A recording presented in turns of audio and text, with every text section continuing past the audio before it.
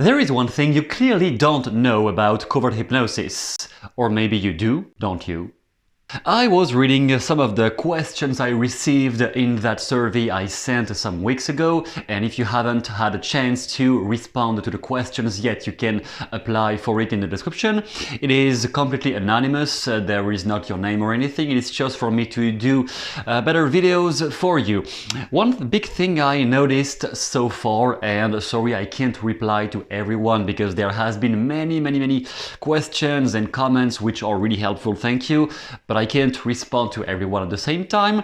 However, some really interesting things I would like to address is that a lot of you guys are putting a lot of emphasis mentally, and I guess in your practice or in the ideas you have about how NLP language patterns work, you put emphasis on putting someone in a trance like by magic, or framing in presuppositions, being able to influence, so something unconscious is happening, so you say something but it is not directly being said, or suggested commands that can bypass, big word, bypassing the conscious mind. All of those things, yes, this is definitely the big topic of this channel, but the way it was explained into all your questions and descriptions of what you're looking for, there is one big thing I would like to address, which is the presupposition that the language does everything. That the way those language patterns are structured, the way those hidden commands are bypassing, the way they are hidden, it is what makes all the magic happens. This is not the case. Basically, if you look on this iceberg, what all of you guys are seeing when you are studying NLP books or videos from me or anything of that sort, you see the covert hypnosis techniques or the language patterns or all the things that are being said, directly said out loud. What you don't see is all that goes beyond, deeper, below that, which is the intention. And all of those language patterns work basically because there is a strong conviction that they are going to work. Another big thing that a lot of you guys come with is, oh, I don't have enough opportunities to practice, or I don't have enough people around me to practice with, which is to some extent, I can understand it is true, you may not have a massive NLP community around you, of course I can understand that, but I can also guarantee that there are people you don't allow yourself to practice with. I'm not saying, you know, partners to practice with, going back and forth with them, but people you might use some techniques with, and even if they're not aware of it, you could do that and you're not allowing yourself to attempt to do it because simply of a lack of faith that it will work. Another representation of that is, you know, the 30% you focus on is just 30%. It is the techniques. How do I say that? Which command? How do I frame this? Those are the techniques. And what comes below that is the intention you put behind it. How convicted, how sure you are they are going to be effective. And that is what makes a lot of the difference between somebody who makes that work, somebody who is effective with embedded commands and language patterns, and somebody who is not. It is that the person who is not effective, or somebody going in the street to people and trying to do a rapid induction like the handshake interrupt, people who make it work versus people who don't make it work, is more the nonverbal attitude you come up with, of how certain you are that it will work.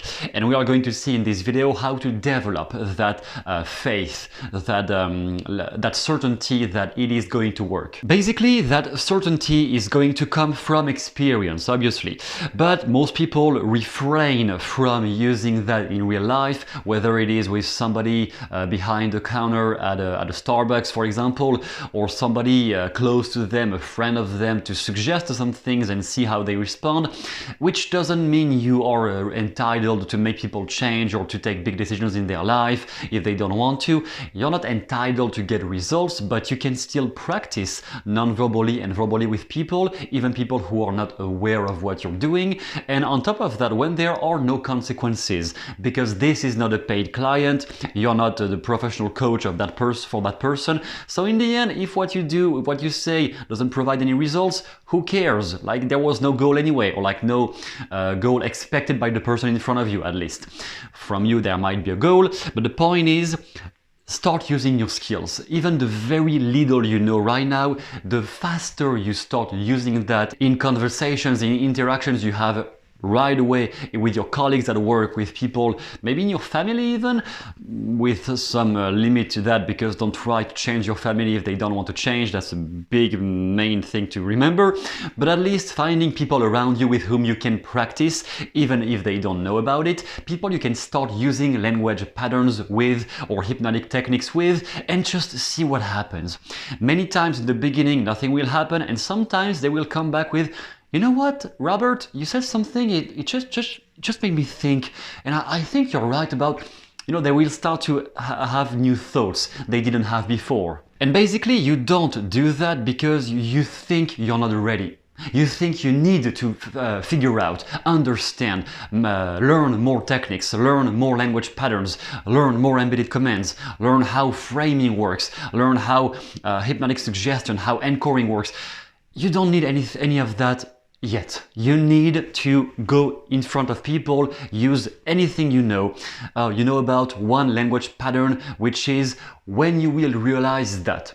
Okay, that is your language pattern. You need to use that with the very first person you can find around you. Will it work? Probably not. Not the very first time you try, or sometimes it will. The point is gather experience. And you think you're not ready. Let's make it clear around this. Let's be really clear. You're not ready, I am not ready, Bandler is not ready, nobody is ready anyway. Or nobody was ready when they started anyway. No one feels ready because no one has 5 years of experience the first time they try something new. That's normal. So you don't feel ready, it is not an excuse anymore. If you watch this, this is not an excuse anymore to not practice with people around you. The first person you can attempt to use your language hypnotic skills with, that is the person you start using that with. Will it work or not? Probably not the first time, it doesn't matter, at least you have been moving forward. So we just do the best we can with what we have at our disposal in the beginning. And if you think, oh, I have no one around me, this is impossible for me. Okay, let's cut the bullshit. There is one reason why you want to learn all those things. There is one type of people you want to influence, or one situation you want to change in your life right now that could be solved with hypnotic language, with more persuasion skills. There is one situation you can think about right now, which is the situation you can act upon. You could act upon more effectively if you had higher level with all those skills. Just take that situation, that context in mind, and then wonder, ask yourself, what is the very first thing I can do right now in the real world, or even just by yourself, but at least practicing doing something. What is the very first thing I can do related with that situation or that context that I want to change in my life? And then just do that. Of course, it may feel scary because, oh, I'm not prepared, I'm not ready. I told you, no one is ready anyway. If you wait to feel ready before doing something, it will just never come, because no one feels ready. It's always scary whenever you are about to do something new you have never done before. But the thing is, human beings learn the most in the extremes. When you go in a situation that is outrageously scary, something you have never done before, or something that you are scared of the consequences if the thing you would like to do doesn't work as well as expected, those are the situations in which you are going to learn the fastest. So let me ask you, for the sake of it, what is the scariest situation you could go into right now related with using hypnotic language or NLP, embedded commands, Milton model language patterns, all of those things, or hypnotizing people? What is the very first, the scariest situation you could go into right now that does exist around you? It does exist, you're too scared of doing it, but it is around you. There is this one person you could try using your skills with, or there is this one situation where you could influence those people or that person, and it is scaring the shit out of you. I'm not telling you to do it. I'm not telling you to go there and do that. At least just consider. What would it look like if I had the courage, the boldness of doing that with that person, with that type of situation in which I'm too scared of using my skills yet because I'm not prepared, I don't know enough, I'm not as good as Bandler, as Matteo, as whoever you compare yourself to, I'm not as good as this person, so I'm not ready. Still consider it, because eventually that could be the one thing you need to do right now to make your skills get a quantum leap, advance way faster. You learn the most in the extremes. And the other big thing about this is once you have survived, and this is really, going to people and being rejected, this is a survival mechanism at play because we hate feeling rejected, because it comes back, to the roots of if we are rejecting from the tribe, then we are ostracized and we might die faster.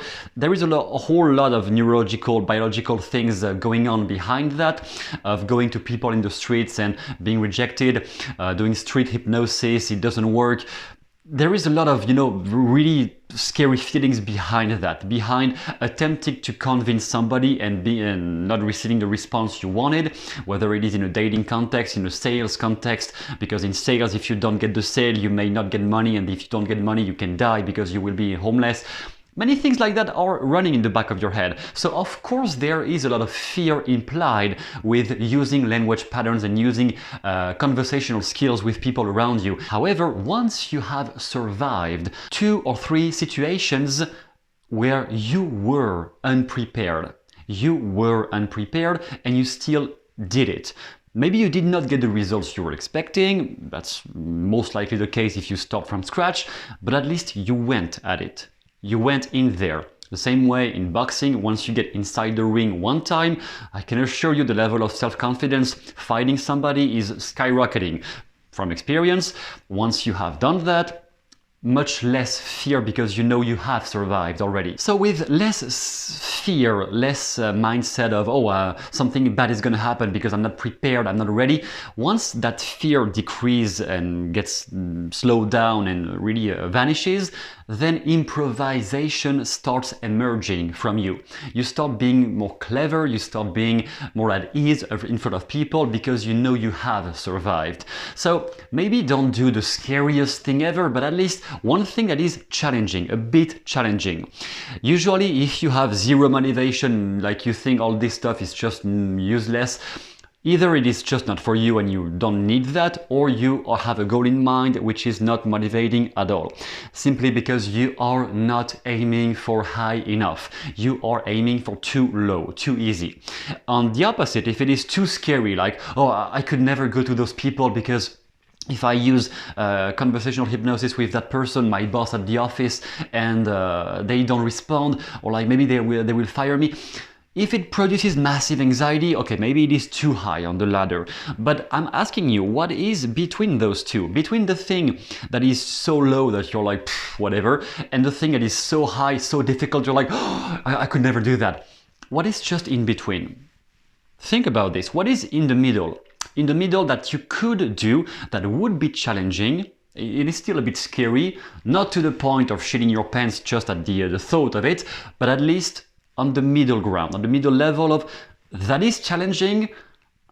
I could still do it. I could eventually do it. I could. Not guaranteed at all, but I could. Those are the ones you want to get yourself into. In the end, even during a hypnotic session, when you are a coach or a hypnotist, or even doing street hypnosis, whatever you do, or like in dating, if you want to approach girls to get in on a date with them, there is never ever a situation where you can control everything that is going to be said or happen during the interaction. It just does not exist. At my level, it does not exist. At Bandler's level, it does not exist. We can never prepare for literally 100% of what happens during a session. So the idea is to just do the best we can with what we have at hand and improvise. And your ability to improvise, the self-confidence to allow yourself to listen to your intuition and let go of control and improvising, this is going to happen extremely fast once you have put yourself in a few challenging situations where you didn't feel ready and you still survived. Maybe it didn't go that well, but at least you survived. You're still there, nobody died, no one died, people are still there to talk about it, so it is possible. And this is something I like to remind to people. Limiting beliefs become uncovered or become unveiled, they become apparent and sometimes even changed automatically as and only as you take action. So usually if I tell you, okay, you know about basic hypnotic induction, now I am challenging you to go to that person in the square, in the park, in the street, and try to hypnotize that person. This is the situation, and you're going to tell me most likely, oh, I can't because. I can't because what? This right here is your specific limiting belief. The simple thought of taking action will unveil the main limiting belief or lack of resource or lack of faith in your ability to do X or Y. Basically, you're going to tell me something like, oh, people won't respond, or they're going to be pissed off. Okay, that's a belief. People are going to be pissed off. I have been approaching people in the streets. Some of them were pissed off, some of them were kind and gentle and nice to talk with. So it is a belief here. Sometimes it will be true, sometimes not. But if you think it will be true all the time, you will restrain yourself from doing it, even in situations where you would have gotten the positive results otherwise, if you had taken action. So the simple thought of taking action is going to unveil the main limitation you have, the main thing holding you back. There will be a clash between what you would like to do and the limitations, the fears, the specific discomfort you may feel around doing that thing. So those limiting beliefs, those excuses, they are specifically the things to work on internally through anchoring, through age regression with self-hypnosis. You can check my videos on self-hypnosis or how to change and reframe self-limiting beliefs. I have videos on that on my channel if you want to work on that. And those are the methods you can use to start improving your skills, because in the end it just comes down to what you feel internally about taking action, and the more actions you take in real life, not just rehearsing in your head but in real life, the more you will get results, experience, and that experience is specifically what will create the sense of competence that will make your skills improve.